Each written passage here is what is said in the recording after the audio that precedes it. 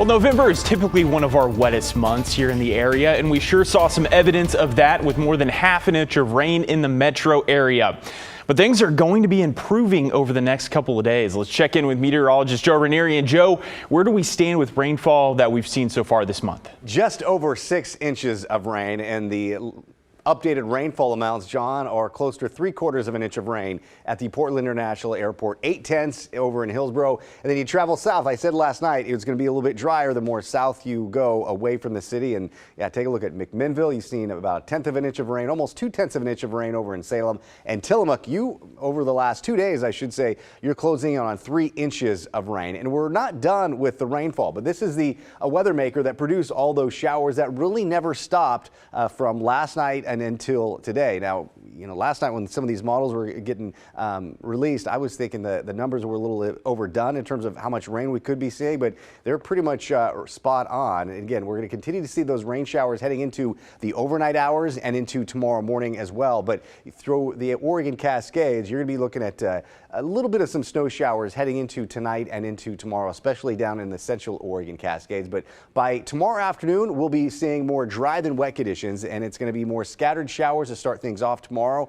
And basically another 1/4, maybe 1/3 of an inch of rain is in the forecast tonight and into tomorrow. And then, John, we dry out a good portion of next week. I'll talk more about that in just a few minutes. All right, Joe, thank you. We'll see you later in the show.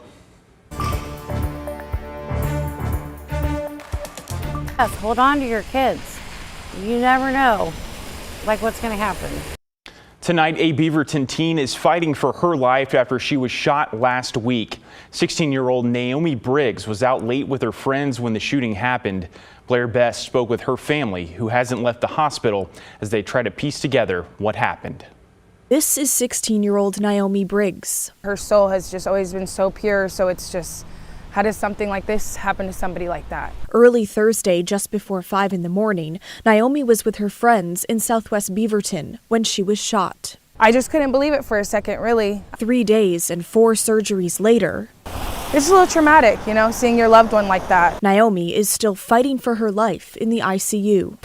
And I kind of do feel like it's a nightmare. Her mother, Andrea, hasn't left the hospital. I'm still in shock. I never thought this would happen, ever. Beaverton police aren't releasing many details about the shooting or what led up to it.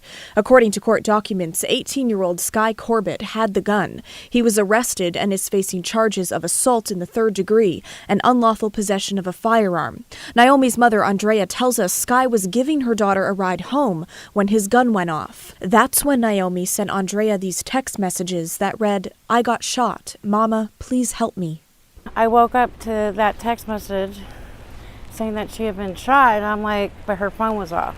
Naomi was shot in the stomach and rushed to OHSU. The doctor did tell me there was a chance she might not make it, and so it's just been a struggle. This GoFundMe is now set up to help with medical bills. Yes, hold on to your kids. You never know, what's going to happen. I think that people need to know guns are not a game. They're not, it seems like they're cool and fun until something like this happens. Sky Corbett has been released from jail and he is due back in court December 2nd. Blair Best, KGW News.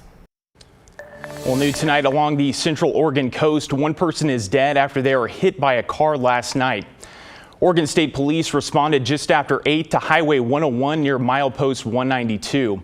At this point, investigators believe the pedestrian 40-year-old Garrick Wall of Florence was crossing an unlighted, non-crosswalk part of the highway when he was hit. Wall was pronounced dead at the scene. The people in the vehicle were not hurt. New info tonight on a deadly crash that happened yesterday in Lynn County. Oregon State Police have identified the victim as 44-year-old Alicia Rowlett of Sweet Home. The crash happened on Highway 228 around 5 Friday afternoon, a few miles southwest of Sweet Home. A preliminary investigation found an eastbound pickup cross the center line, hitting Rowlett's car head-on. Rowlett was pronounced dead at the scene. The other driver was hospitalized with serious injuries. The investigation is ongoing. In Clackamas County, the sheriff's office has spent the weekend searching for a missing hiker. Susan Lane Fournier of Brightwood didn't show up to work on Friday. The following day, someone reported seeing her vehicle parked near Green Canyon Way Trail south of Welch's. She's believed to have been hiking along the trail with her 2 dogs. Today, more than 24 searchers combed Mount Hood National Forest. Search efforts will continue tomorrow with more resources and manpower. Well, tonight in Western Washington, utility crews continue working to restore power to homes which have been in the dark since Tuesday's bomb cyclone. Thousands of people are still without power, and last night, Puget Sound Energy said some customers may not have power until at least Monday. 5 days after the storm swept through, frustration is growing. Jim Nelson checks in on the ongoing work and the impact it's having on families. To pull our people out of the field for their safety. In heavy-hit East King County, Puget Sound Energy crews make their rounds. They say the widespread damage has slowed power restoration.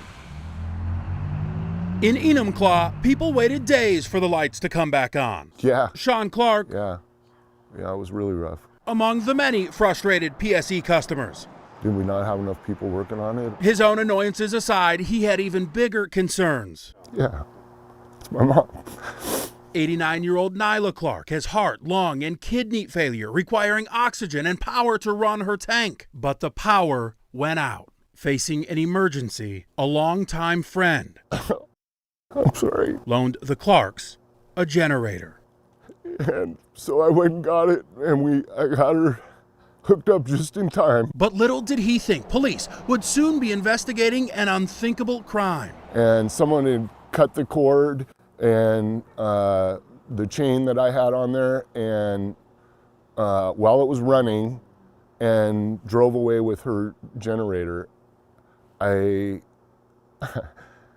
I was stunned. Nyla wound up in the hospital. Can you imagine? You're gasping for breath, it's dark, it's cold, and someone 10 feet from you takes your life support away. She very could have easily died, and I just want people to know that, property crime can be more than that. Nyla's lights are back on now. She's home, but still struggling. The Clarks, just one example of the far-reaching impact of Tuesday's storm and the lingering outages. Thousands of others still facing uncertainty. We're very, very dedicated. We're working very, very hard. Your grace, there's a lot of wonderful people who have a lot of gratitude. It means a lot. We're doing the very best we can. In Enumclaw, Jim Nelson, King 5 News. The St. Helens School District's Board of Directors will meet tomorrow evening to consider appointing an acting superintendent and introduce them to the community. It's after a current and former high school teacher were each charged with child sex abuse. That spawned investigations by the state into 6 other staff members and administrators, and also led to the district superintendent and high school principal being placed on administrative leave. In a statement today, the district said the acting superintendent will work with investigators while also maintaining day-to-day operations. The board will also gather feedback on next steps, including selecting an interim superintendent. That public meeting set for 6:30 tomorrow night. The teacher strike in Albany will continue Monday. It will soon enter its 3rd week as mediation between the school district and the educators union failed to secure an agreement this weekend. In an update tonight, the union said district management refused to agree to a new policy on classroom sizes.